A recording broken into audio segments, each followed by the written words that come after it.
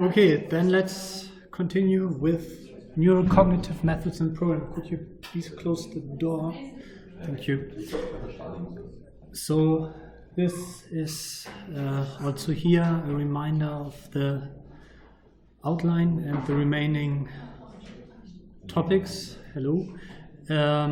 So we are, as we repeatedly discussed, looking at magnetic resonance imaging in the second half of the first part of neurocognitive methods, and the emphasis here is actually on the imaging.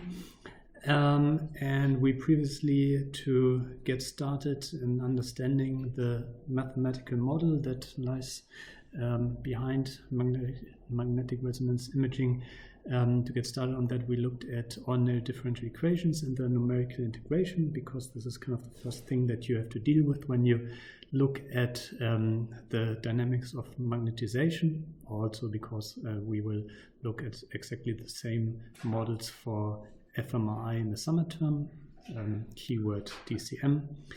And so the Christmas break is over, and we are happy about that. And we are here now. So what I here also, I don't know whether you've seen it, these are the pages in the Nishimura book, which I shouldn't have this on video. Anyway, the Nishimura book that you know about, and these are the pages that that I'm planning to discuss each session. I realized that there's a difference in the pagination, I think that's the word, in the pagination between my hard copy and maybe the hard copy and all of your hard copies that you have in front of you, and the digital version that we that is there somewhere. Anyway, so there's a difference, and but you have all your hard copies here. And I see them all. And these pages. The pages are a little bit different. So if you look at the digital copy, look at these. And then for now, I've taken actually excitation out of it. So you remember, excitation is just where the equilibrium magnetization is tilted from its z direction into the xy plane. Maybe we do it, maybe we don't. That depends a little bit on how on my time schedule. I know that I can manage to prepare these things because I'm halfway through already. Maybe we do excitation, maybe not. Then excitation will follow at later year in scan, depending on how long I'm allowed to do scan. So just that you know, but we will, so the main focus then will be on actually the imaging part. So starting again from the magnetization dynamics to basically answer the question how the information in the XY plane is actually extracted, and relate this of course to all our stuff on Fourier analysis that we did previously. So that's actually the first half. So that's one, it's actually pages 60 to 83 or so in the Nishimura book, basically going with the magnetization dynamics into the imaging aspects, and then being able to do 2D Fourier transform based imaging. And then the second part is a little bit more on imaging actually, so to become aware of the importance of echoes, so spin echoes and gradient echoes. Gradient echoes, of course, being very important for the gradient or echoplanar imaging sequence that is used for fMRI all the time, the EPI sequence. Contrast, of course, being interesting for T2 star or T2 imaging. So the focus is fairly much on imaging. The excitation, which you might remember, is this little wave that goes into it. So this electromagnetic excitation.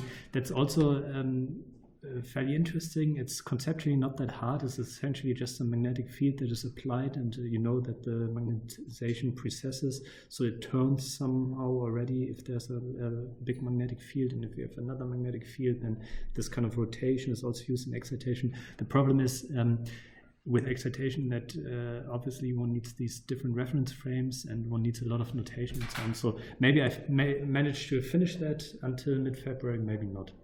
Don't be too sad if I don't.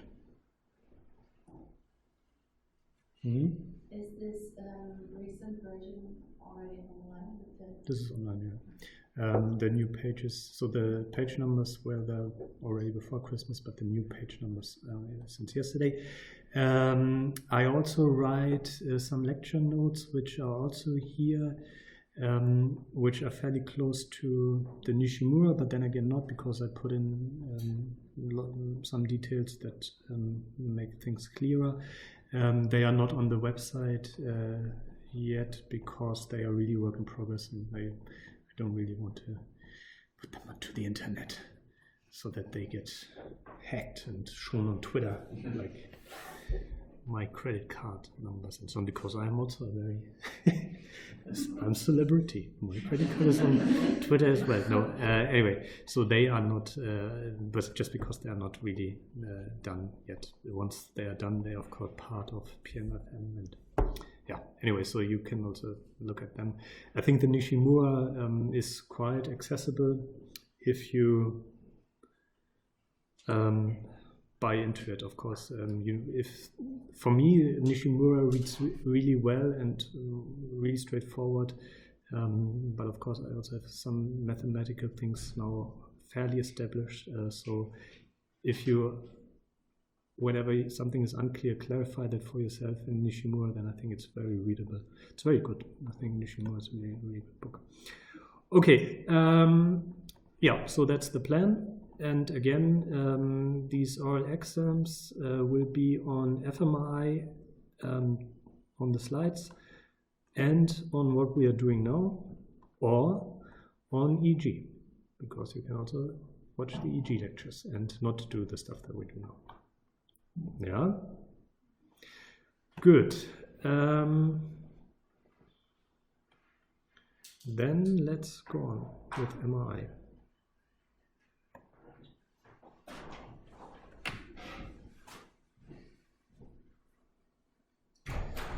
Is it just what I said, EEG? It would maybe be nice if, is anyone planning to do the EEG actually? Is planning to do the EEG? Okay. Because I think it would be nice to at least offer one session. Maybe we do that in the last session or something like that, where for people that do the EEG and who watch all the lectures online, there might be still things that you actually want to ask. And it would be nice before the exam to have at least one session where you can actually ask if something is unclear. So yeah, let's fit that in. So don't worry, if you watch the EEG lectures, you will also have the opportunity to ask questions directly. Yeah, so maybe also as encouraging doing the EEG if you want to do the EEG. Because the lectures are fine. So have you watched some of the lectures? Almost all. Okay. And? Yeah, they're clear. Okay. Yeah, so sometimes I have some questions. Yeah. Yeah, and because small in the process. Yeah, and the slides you also have, right? Do you have the slides actually? I didn't. I just watched and conspected. Okay, because they should. Maybe I should also upload them so that you also have the slides, because obviously I have them from previous years.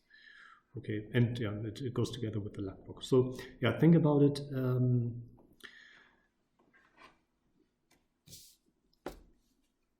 The MRI stuff is not that unadvanced, but it's also, one can also get it clear. So let's go then with MRI. So the first, so that's now do it in black still. Magnetic resonance imaging.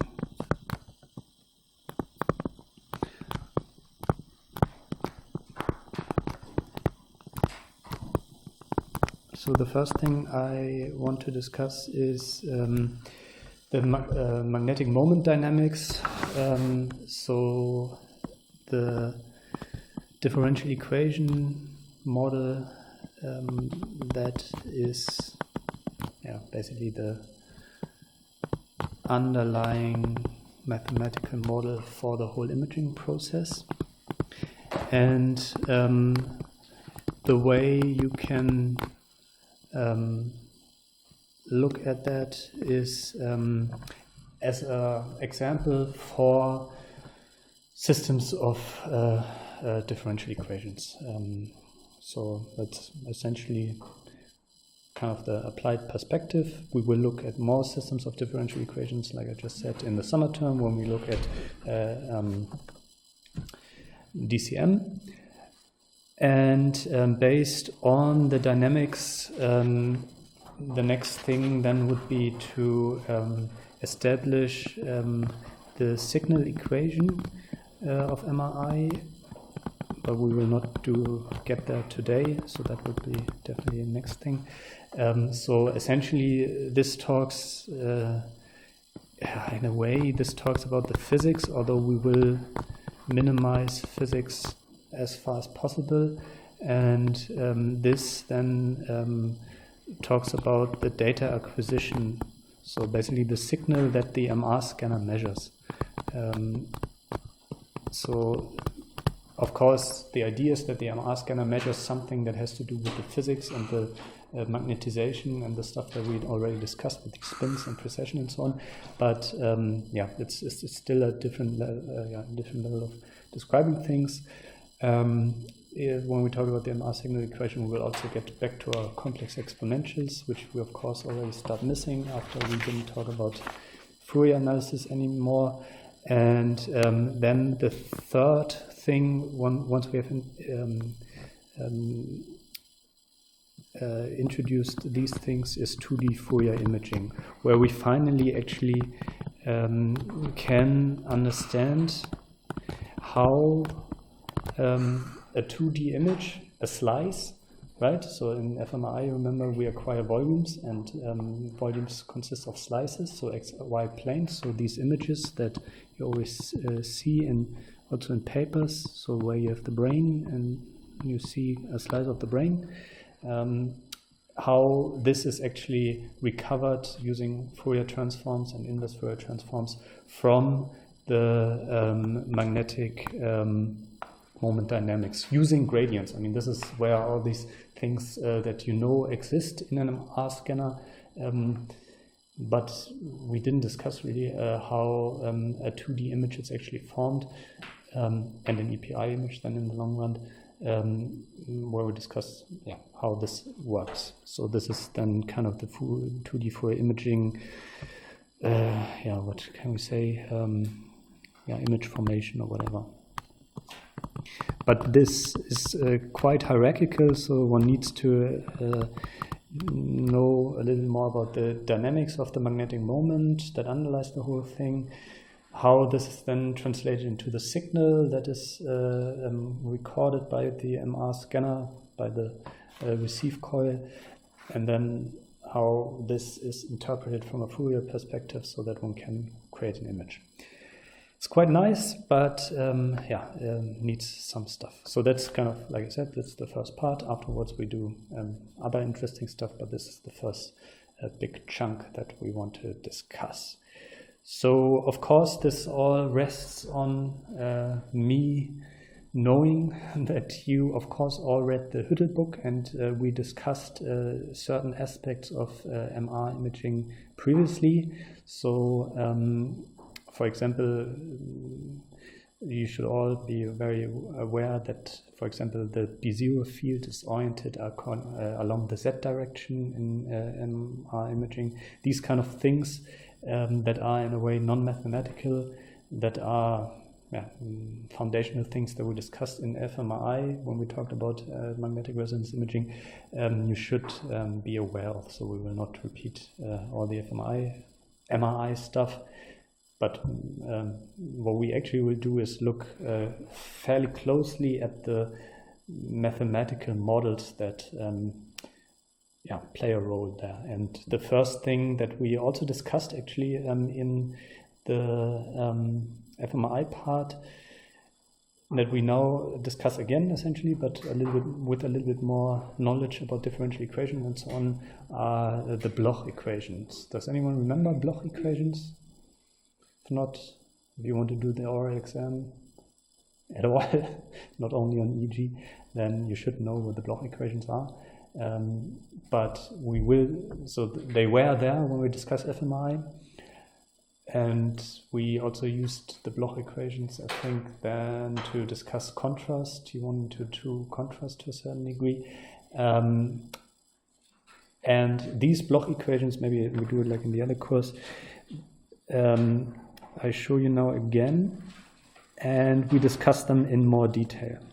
So this is so that you also don't have the feeling, I mean, in a way you get the feeling we always discuss the same thing, but on the other hand, it's also not completely novel what we are doing. So maybe I show you that here briefly of where what we are doing now is situated. So remember that you saw these slides some time ago, hopefully. So we will now essentially not go much about these things. Where we will start is, so we will not talk about spins at all, because spins and this protons and so on, that's all interesting, but what we are interested in and what we will discuss is this net magnetization dynamics. Yeah? So this is where we really start. So where we look at the magnetization of a sum of spins, or a sum of nuclear magnetizations. Yeah? So at this macro level. So this is where we start, and for this we actually discussed the Bloch equations. So these were the Bloch equations, the classical model of MR signal dynamics established by Bloch.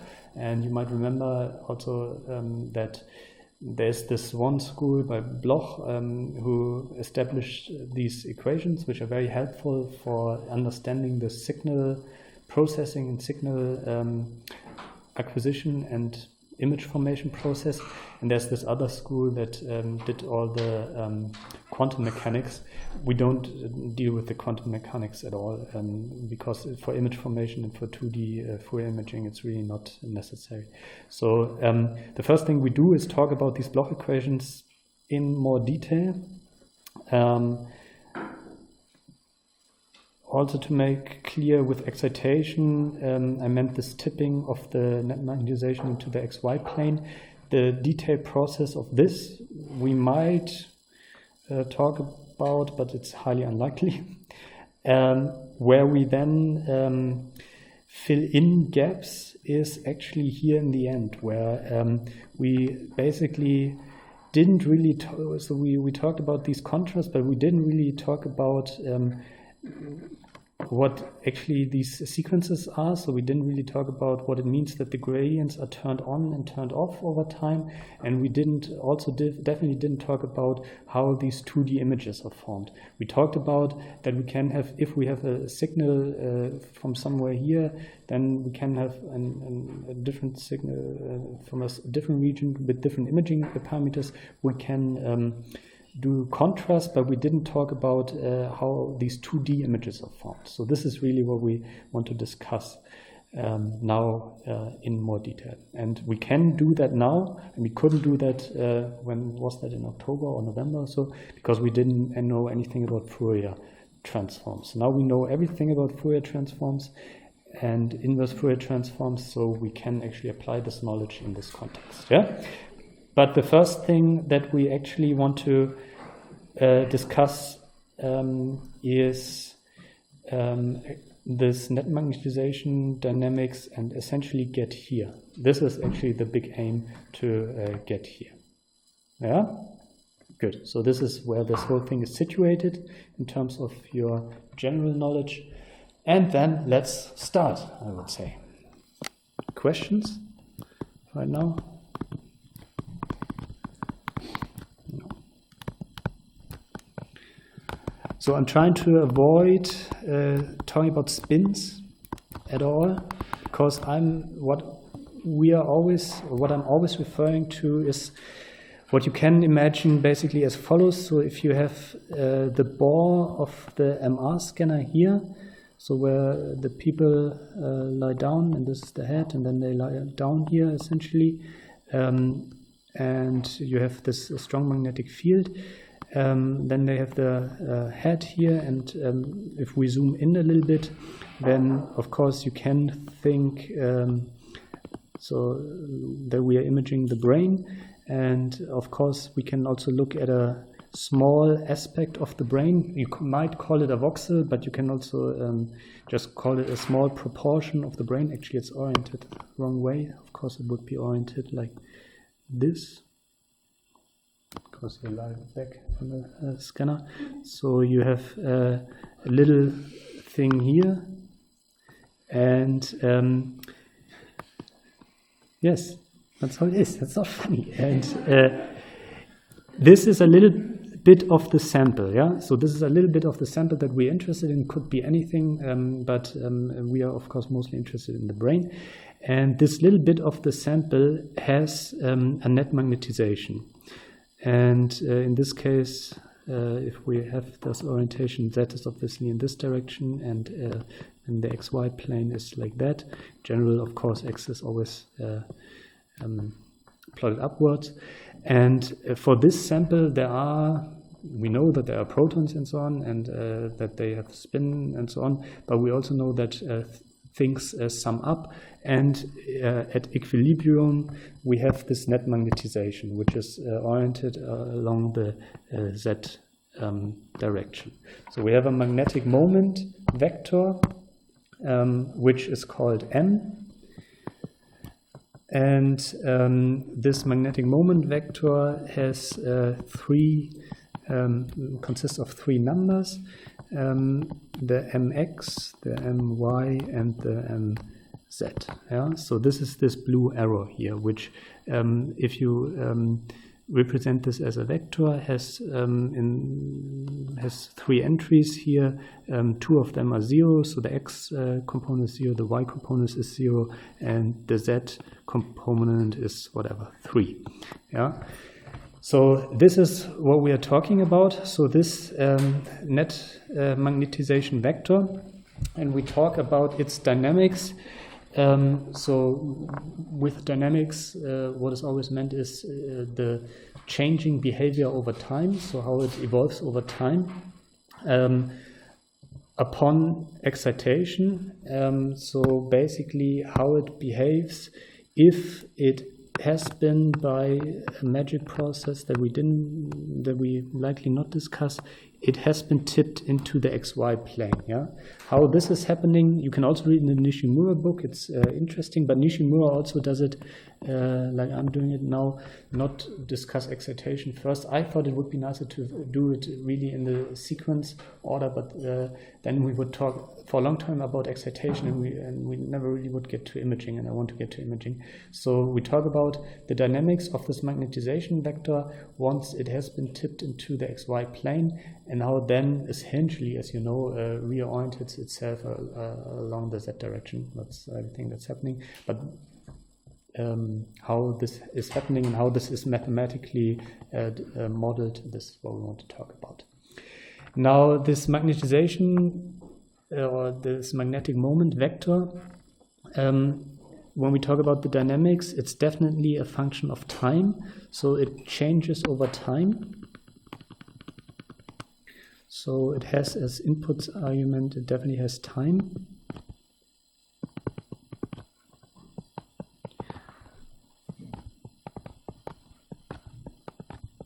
And we're interested in building a model of it, how this 3D vector evolves over time. That's the dynamics.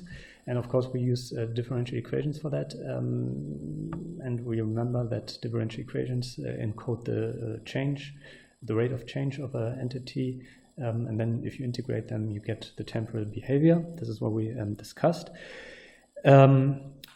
So we look at this magnetic vector as a function of time, but we also, and this is what I want to also establish from the very beginning, look at the magnetic moment vector as a function of space as well. Because the important thing, of course, later on will be the image information, and the image information is something that is a spatial process, if you're not processing this in the probabilistic or stochastic process sense, but a thing that happens over space. And space we call R. I write down what I mean by this in a second. So all what we want to look at is how the magnetic moment vector evolves over time at a given location. So what we actually do here is, for the first part, is that we fix one specific location. So R is a location, and it's an X, Y, and Z coordinate. Yeah. So basically, you can, if you want to visualize the whole thing, you can do that like that. So let's now do Z, X, Y, how it's normally done, and then we now look at the magnetic moment vector at a specific location in the space. So it's, for example, here, and here it shows some behavior. So it basically, so this, if you look at the pencil now, so this is now the magnetic moment vector, and what will happen is that this magnetic moment vector, which is located here at this blue dot, does something like this. That's essentially all that's happening. The important thing is that what it's exactly doing depends on where it's located. So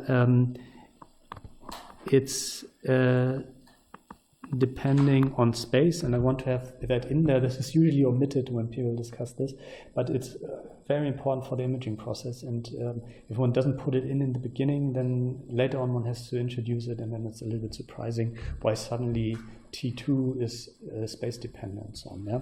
So we are looking at a specific location, but we keep in mind that this actually what we describe is at many locations. We are not using, so don't get confused, we are not using a partial differential equation, so we don't use any derivatives with respect to space.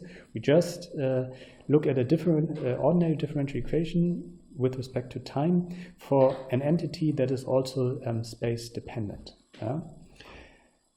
So based on this intuitions, what we are actually interested in is the following function, M. M takes in a space location vector, so something that is three-dimensional, and a time point, and returns a three-dimensional entity, which is this magnetic moment vector, and it maps R, which is a three-dimensional thing. It's just the 3D coordinates here. So this is R, this thing here, and a time point onto MRT. So there, MRT, and MRT is just what I've already written above there. It has an X component which depends on space and time. It has a Y component which depends on space and time, and it has an X component which depends on space and time. Yeah, so this is the function that we want to describe using differential equations. So remember again that differential equations model sets of functions, and do you remember what these sets of functions depend on? So if you want to have a specific function from a ordinary differential equation system, what else do you need? So think of our exponential. So we did an example for that. So we had this as an example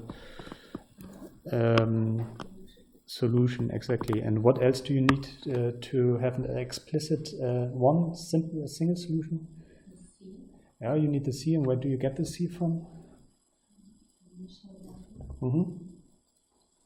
Exactly. So by the Bloch equations, so the Bloch equations are essentially differential equations that allow us to describe this kind of function, so the behavior of the magnetic moment vector over time at a specific location, together with an initial condition, which is of course here a three-dimensional vector. We then have a initial value problem, and we can compute an explicit trajectory of this magnetic moment vector over time. And yeah, so the functions that we are interested in are these magnetic moment vectors. We will describe them with differential equations, and to have a specific function, we also need an initial value. But I think it's at least for me, it's helpful to first, before writing down the differential equation, to write down what actually we want to achieve with this, or what we want to model with the differential equation.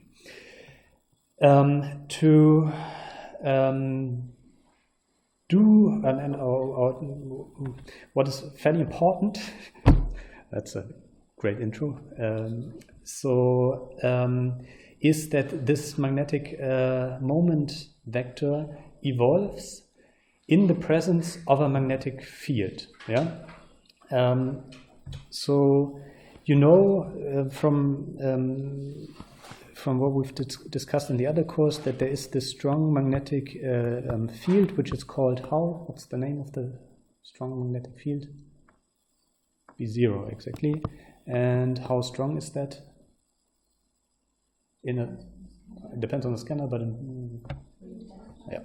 So you know that there is something like the strong magnetic field, which is 3 Tesla, and you also know that in addition to the strong magnetic field, there are further magnetic fields induced. Do you remember what I mean by that? What further magnetic fields are used in? This is used, so this radio frequency impulse for excitation. Unfortunately, this is not the one that we will discuss to a large degree, but there are other fields. Exactly, so there are the gradients, where it's always, actually, I'm also not clear anymore what gradient, the word is actually supposed to mean, because it can mean many things. We will have a mathematical meaning. So the gradient, so there are gradient coils. So these are coils, so physical entities that are in this machine, they can evoke gradient fields. So they, in addition to the the B0 field, they can modulate the magnetic field over space and actually time. So if you turn on the gradient for some time and then turn it off again, the magnetic field changes inside the scanner. They are usually a lot weaker than the B0 field, but they are there, and actually for the imaging process they are highly important. So the B0 field is there to establish the net magnetization vector, but for imaging and actually then getting something sensible out of it, the gradient fields which exist in the X, Y, and Z domain are actually much more important. So what we actually then look at is the magnetic moment vector. So that's the magnetic moment.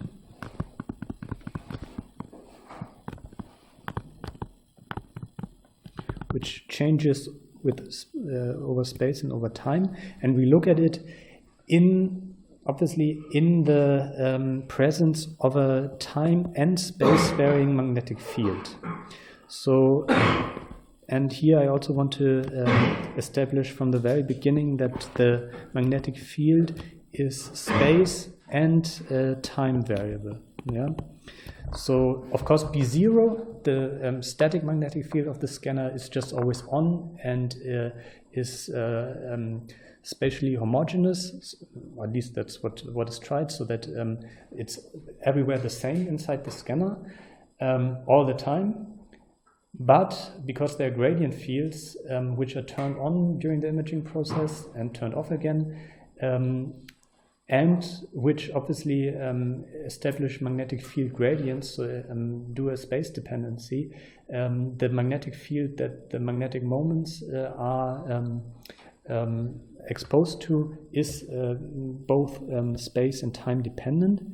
Now, the magnetic field is also always represented by a three-dimensional entity, and this refers to the fact that it's oriented along the z direction. So the magnetic field is also a magnetic moment, right? So that's essentially what this whole thing just means. So the magnetic field lines, whatever, these are mathematically captured as three-dimensional vectors that have a certain orientation and a certain amplitude. So a strong magnetic field is a very long arrow, if you want. A small magnetic field is a small arrow, and it can have an orientation because it's oriented along the z direction. In addition to its orientation, it's space dependent, and this is what you should carefully distinguish. So the magnetic field in MRI is oriented along the z direction. That means it doesn't, so that if you want now to represent the magnetic field not by these strange lines, but just by an arrow, the magnetic field lines in 3D and changing our z and xy again is oriented along the z direction, so it's 0 in the x and y, but it's depending on space. So depending on where you are in space, this orientation along the z direction can be stronger or less strong. One contribution it has is the B0. This is the same everywhere. This is not dependent on time or space. But there's another smaller contribution, which, if you remember,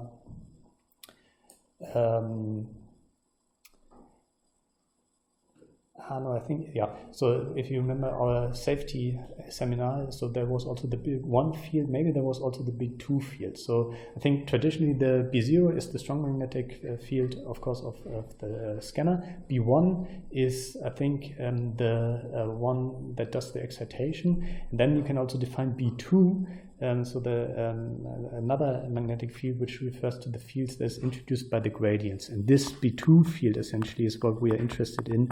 I call it here delta BRT. We will talk in more detail about this delta BRT, what it is. What this whole thing means, another way to visualize this is as follows. So if you are in 3D space,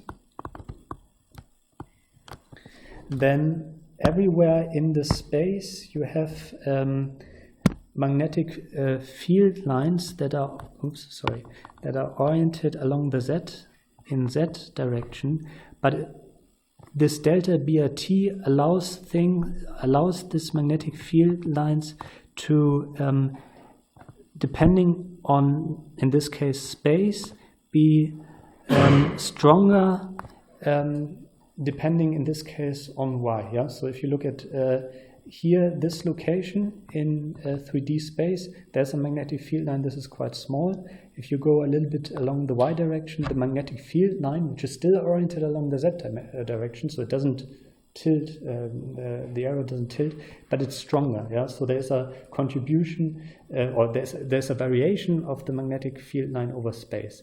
And now you could also imagine that you look at the same location. So maybe let's look at this location here. And we look at this at time point 0, and then we look at it at another time point. Of course, we look at the same location, but let's say we look at a later time point, and then it's stronger. Yeah. So this is this delta BRT. It's always along the z direction, but it changes over space and time. Can change over space and time, and the B0 doesn't do the change over space and time. The B0 just establishes that there's a net magnetization. The gradients, they will change the magnetic field over space. I mean, this is quite clear already from the name. So they establish these gradient fields over the z, x, and y direction, and they change over time because these gradients, if you remember maybe a little bit from these sequences, or if you have ever been to an MRI scanner, you hear this beeping. This is the gradients being turned on and off.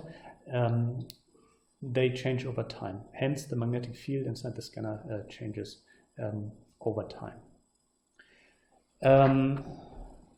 Yeah, one can, to make this maybe even more explicit, this delta BRT, so this delta B just takes in a three-dimensional space location, a time location, so a time point, and maps it onto a real number. Yeah, so that's the difference, because it only contributes to the z location. So it's not a vector.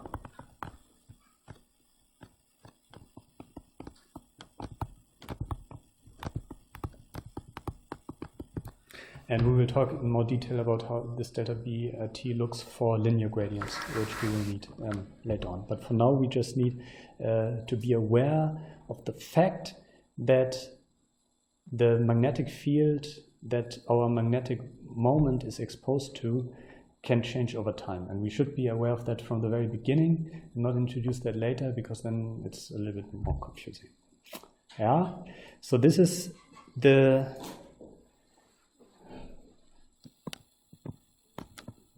essentially the setup. These are the things that are there before we now write down the Bloch equation again. Before we do that, before we write down the Bloch equation, let me briefly remind you of two things that we will need, namely vector products. What kind of vector products do you know?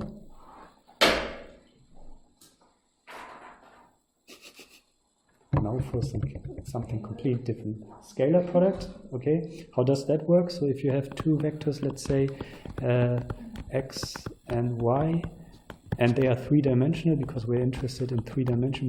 We pretend to be physicists for the next weeks, actually, in that, so we only look at 3 dimensions. So how do you compute the scalar product? x1 multiplied by y1 plus x1 multiplied by y2 plus x1 multiplied is the first column. Yeah, so you go at the right thing, but so you want to multiply, so you want to form a product of x and y,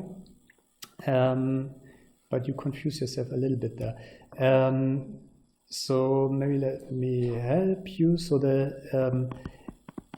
it's actually defined like that. So now try again. So how do you compute the z?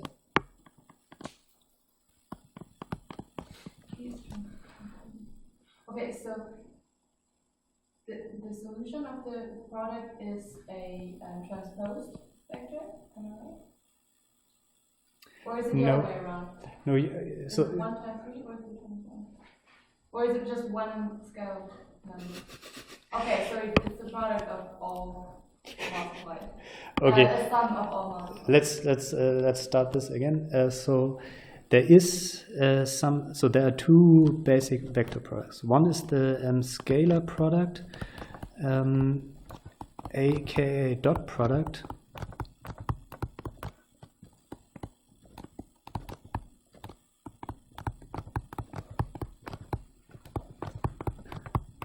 And the other thing is the cross product, aka, I don't know, but in German, Spartprodukt. So the scalar product or dot product is written with a dot usually, or as I already did it, just by transposing the first vector and multiplying with the second vector. What it returns is a scalar. This is a little bit confusing in terms of the terminology because it's a different scalar product than the one that we discussed earlier. But anyway, this scalar product returns a scalar. So now maybe try again. So what is, if you have these two vectors, how do you compute the scalar product? So did I understand it right? That is, if the scalar is a single number, single many? Okay, so I would multiply the rows with each other and then take the sum of them. Yeah, and so x1 multiplied by y1 plus x2 multiplied by y2 and x3 multiplied by. Yeah.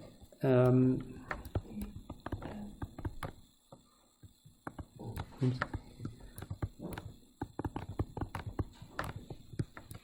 So that's the scalar product in terms of, and this is why I always write it like this. This is a matrix. This is simply a matrix product.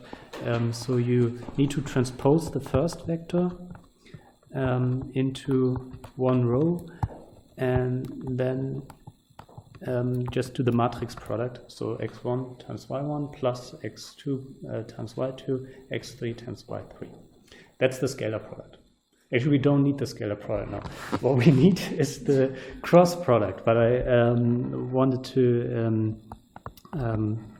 remind you of that. So the cross product of two vectors is usually denoted by this time symbol, which of course looks a little bit like my x. That's the cross product. You might remember from school that if you have two vectors, that the cross product, or does anyone remember anything about cross products, Spartprodukte?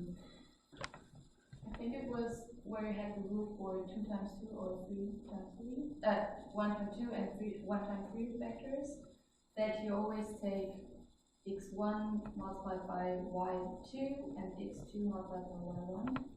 And if you have 3 values, then it's like this. I know what you mean. That's correct. Do you have an intuition in terms of a picture? Does anyone have an intuition about the cross-price Spartprodukt in terms of a picture?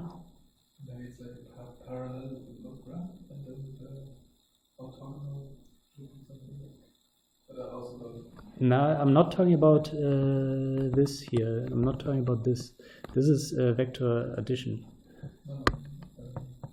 But the orthogonal sounds right.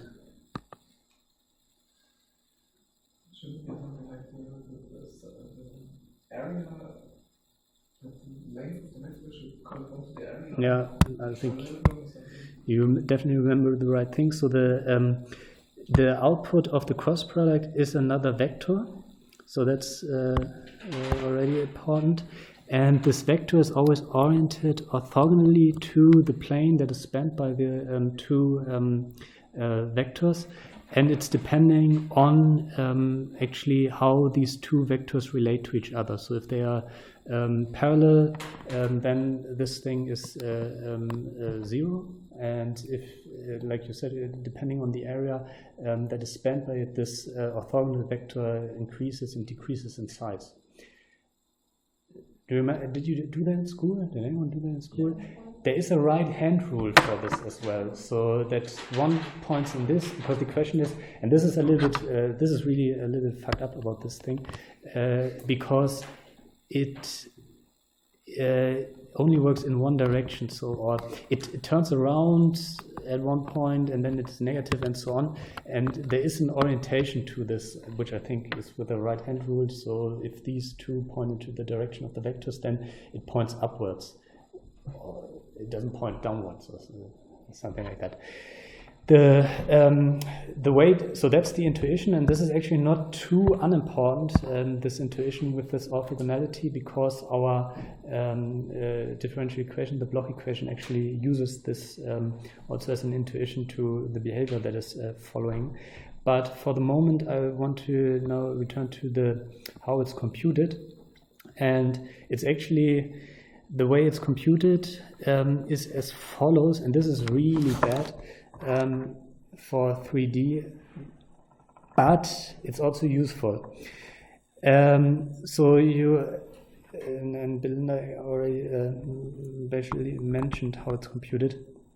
It is for three-dimensional vectors. It's computed like determinants for three-dimensional entities. So if you remember how a determinant A, B, C, D, E, F, G, H, I, whatever is computed. Does anyone remember how to compute the determinant of this?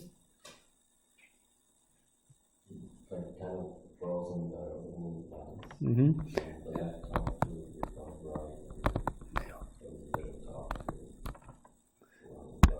And what happens and how do you can compute the determinant? So the diagonal line is right, but what else do you have to do then? Then multiply them. Mm-hmm. And add them, but then? Then subtract the other. Exactly. From the left. Yeah. This is, I think, is it Zavos rule? Yeah, I think it's called Zavos rule. Yeah. How to compute the determinant of a 3x3 matrix. Yeah? It's a little bit of mathematical knowledge that one can have. General determinants are defined differently, but Zavos rule works like this. Now the cross product is evaluated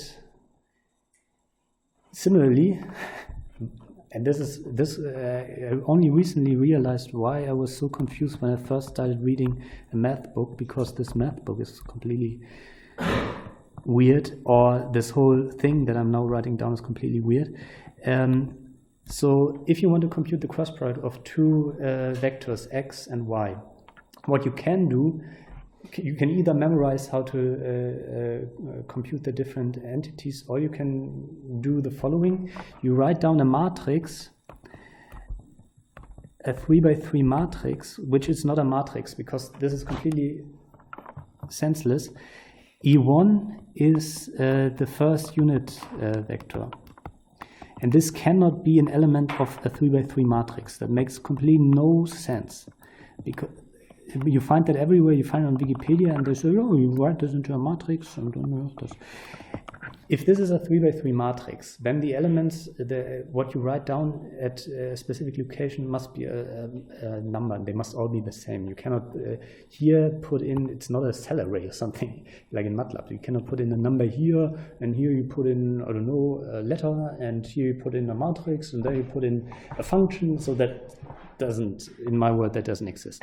But you can nevertheless use this symbolically if you want, to remember how to compute the cross product, because then if you use the Zavos rule now to compute the cross product, Eselsbrücke. So this is completely just an Eselsbrücke. It's not a mathematically meaningful thing.